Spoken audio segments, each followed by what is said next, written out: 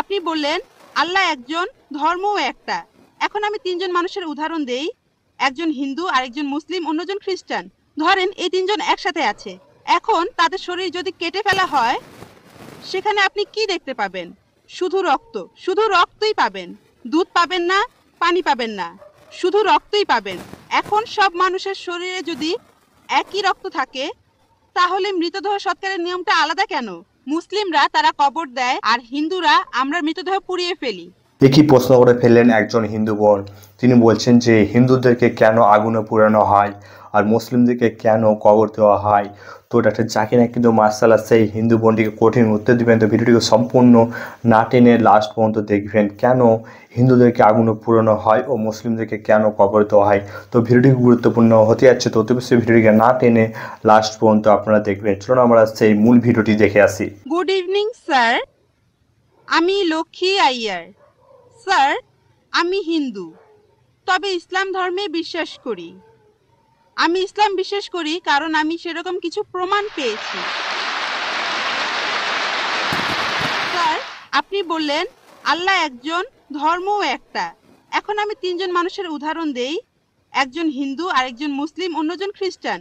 ধরেন এই তিনজন একসাথে আছে। এখন তাদের শরীর যদি কেটে ফেলা হয়, সেখানে আপনি কি দেখতে পাবেন? শুধু রক্ত, শুধু রক্তই পাবেন। দুধ পাবেন না, পানি পাবেন না, শুধু রক্তই পাবেন। এখন সব মানুষের শরীরে যদি একই রক্ত থাকে, তাহলে মৃতদেহ সৎকারের নিয়মটা আলাদা কেন?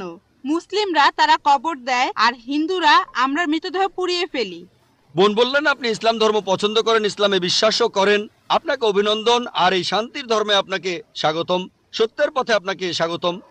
বোন প্রশ্ন করলেন যে তিনজন হিন্দু, খ্রিস্টান, মুসলিম, সবার শরীর একই রকম, একই রক্ত, একই উপাদান, কিন্তু আমরা মারা গেলে হিন্দুরা কেন পুড়িয়ে ফেলে আর মুসলিমরা কেন কবর দেয়? আসুন আমরা এটা ভালো করে দেখি। আপনি দেখেন কোন পদ্ধতিটা ভালো। হিন্দু ধর্মে কবর দেওয়ার অনুমতিও আছে শিশুদের ক্ষেত্রে, কিন্তু প্রাপ্তবয়স্ক লোক মারা গেলে তারা বলেন পুড়িয়ে ফেলতে হবে, দাহ করতে হবে। অবশ্য হিন্দুদের কেউ কেউ বলেন যে কবর দিতে হবে। আসুন আমরা এখন ভালো করে দেখি যে শবদেহ, মৃতদেহ পোড়ানো আর কবর দেয়া। এখানে আপনি দেখবেন যখন আপনি কোনো মৃতদেহ পোড়াবেন তখন পরিবেশ দূষিত হচ্ছে। মৃতদেহ পোড়ালে পরিবেশ দূষণ হয়। ইসলাম ধর্মে আমরা কবর দেই কেন? এখন আমরা জানতে পেরেছি আমাদের শরীরে যে উপাদানগুলো আছে, এই পৃথিবীর মাটিতে যে উপাদান আছে, আমাদের শরীরেও একই জিনিস, পরিমাণে হয়তো কম অথবা বেশি। আমরা মাটি থেকে এসেছি, আবার মাটিতেই ফিরে যাব, বিজ্ঞানসম্মত। এটা হচ্ছে 1 নম্বর পয়েন্ট। দাহ করলে আগুন ধরানো হয়, পরিবেশ দূষিত হয়।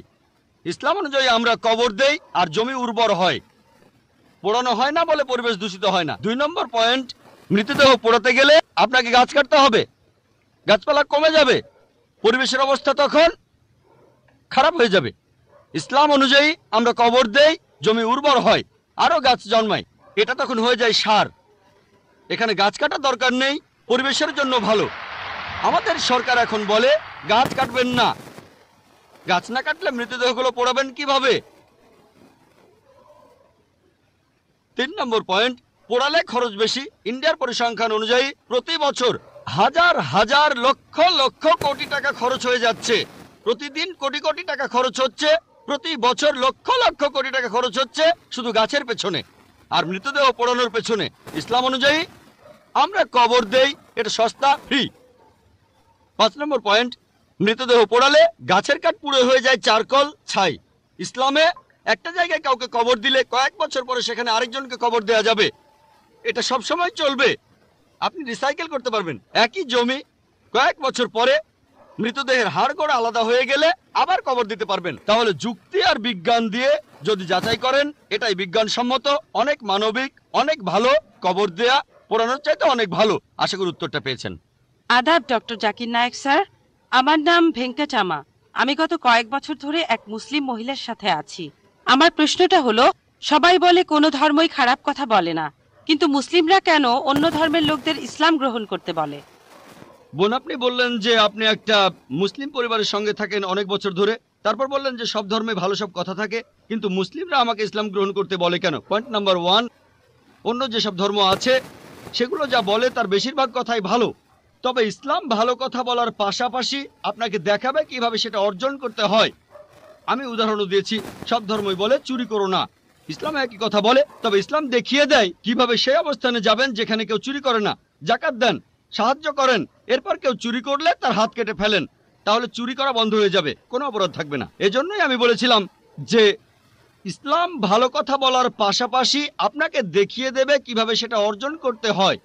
2 নম্বর পয়েন্ট, আমি বিভিন্ন ধর্মের একজন ছাত্র হিসেবে বলছি, যদি আপনি হিন্দু ধর্মগ্রন্থগুলো মেনে চলেন, মনে হয় আপনি হিন্দু, যদি হিন্দু ধর্মগ্রন্থগুলো মেনে চলেন, যদি একজন ভালো হিন্দু হন, আপনাদের ধর্মগ্রন্থই বলছে ঈশ্বর মাত্র একজন। আমার লেকচারে অনেক হিন্দু ধর্মগ্রন্থের উদ্ধৃতি দিয়েছি, এক ঈশ্বর। আপনাদের ধর্মগ্রন্থ বলছে মূর্তি পূজা করবে না। ভগবদ গীতার 7 অধ্যায়ের 20 অনুচ্ছেদ বলছে জাগতিক আকাঙ্ক্ষা যাদের বুদ্ধিকে আচ্ছন্ন করে রেখেছে তারা নকল ঈশ্বরের পূজা করে, তারা মূর্তি পূজা করে। এক ঈশ্বরে বিশ্বাস করতে হবে। আজকে আমার লেকচারে বলেছিলাম বিশ্বাস করতে হবে অন্তিম ঋষিকে, কল্কি অবতার, যার বাবার নাম হবে বিষ্ণুইয়াস আব্দুল্লাহ, তার মায়ের নাম হবে সুমতি আমিনা। তিনি জন্মগ্রহণ করবেন শাম্বালা নামের গ্রামে মক্কা। তিনি জন্মাবেন শাম্বালা শহরের প্রধানের ঘরে, মক্কার প্রধানের ঘরে। তিনি হবেন পুরো মানুষ জাতির পথপ্রদর্শক। তিনি আলোকপ্রাপ্ত হবেন রাতের বেলায় একটা গুহায়। তিনি উত্তর দিকে গিয়ে আবার ফিরে আসবেন। ঈশ্বর তাকে 8টা গুণ দেবেন। তিনি হবেন পৃথিবীর সব মানুষের পথপ্রদর্শক। তিনি একটা ঘোড়ায় চড়বেন, ডান হাতে থাকবে একটা তরবারি, 4 জন সহচর থাকবে তাকে বিভিন্ন সময় ফেরেশতাগণ সাহায্য করবেন। এরকম আরো অনেক অনেক। এই মানুষটা কে? যদি ভালো হিন্দু হয়ে থাকেন তাহলে আপনি এই অন্তিম ঋষিকে বিশ্বাস করবেন, তা না হলে আপনি ভালো হিন্দু নেই।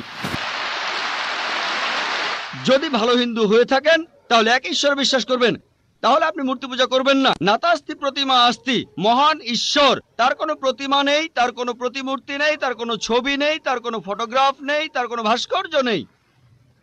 আর আমি বিতর্ক করেছি পণ্ডিতদের সাথে, হিন্দু পণ্ডিত, ওনারা শঙ্করাচার্য অনেক, সেখানে আমি কথা বলেছি। কোন শঙ্করাচার্যই আমাকে বলেননি ভাই আপনি ভুল বলেছেন, কেউ না। একটা বিতর্ক করেছিলাম শ্রী শ্রী রবিশঙ্করের সাথে 21শে জানুয়ারিতে। তিনি ইন্ডিয়ায় হিন্দুদের মাঝে খুবই জনপ্রিয় গুরু, আর্ট অফ লিভিং।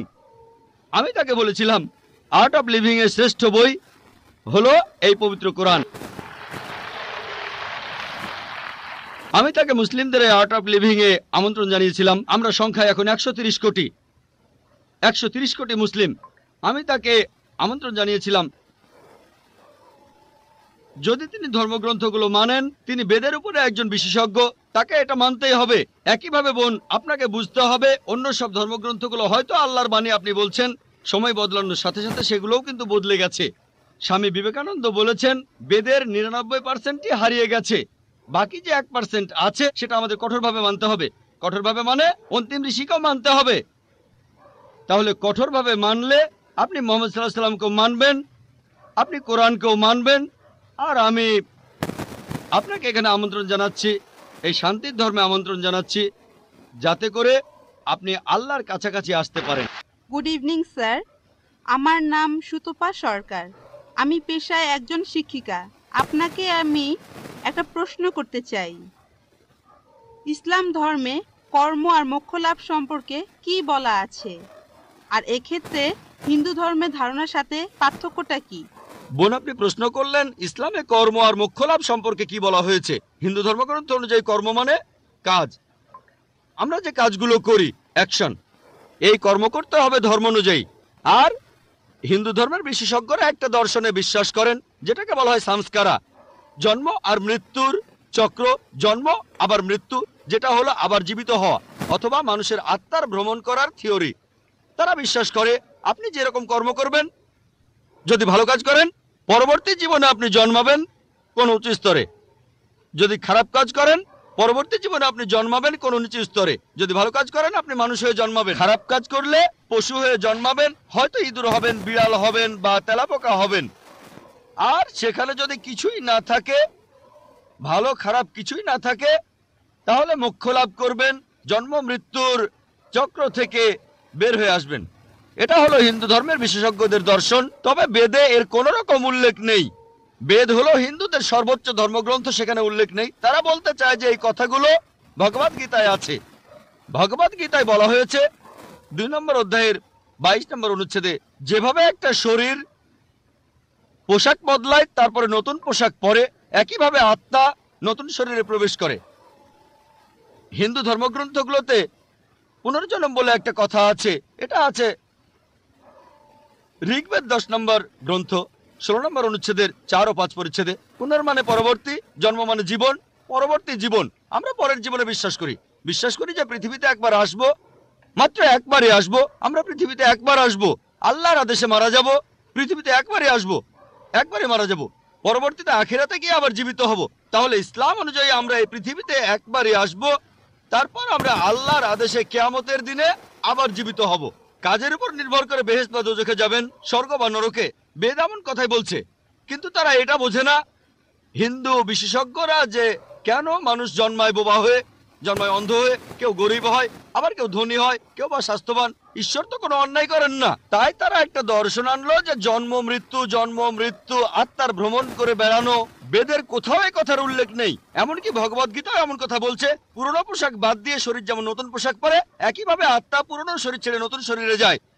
একবার, আমার কোনো আপত্তি নেই, একবার মারা যাবেন, একবারই পুনরুজ্জীবিত হবেন। তবে ইসলামে এই প্রশ্নটার উত্তর রয়েছে। হিন্দু বিশেষজ্ঞরা এটা বুঝতে পারে না যে ঈশ্বর কেন এমন করবেন। কিছু মানুষ জন্ম থেকে বোবা, কেউ বা স্বাস্থ্যবান, কারো হার্টের সমস্যা, কেউ গরিব আবার কেউ ধনী।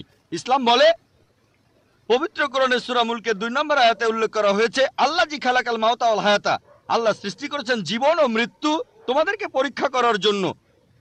এই জীবনটা পরকালের জন্য পরীক্ষা। এখন কেউ হয়তো জন্মায় গরিব হয়ে, কেউ ধনী হয়ে। ধনীদের ক্ষেত্রে কোরআন বলছে তাদেরকে জাকাত দিতে হবে। যদি আপনার সঞ্চয় 85 গ্রাম স্বর্ণের চাইতে বেশি হয়, নিসাবের তুলনায় বেশি হয়, তাহলে 2.5% জাকাত প্রতি হিজরি সালে দিতে হবে।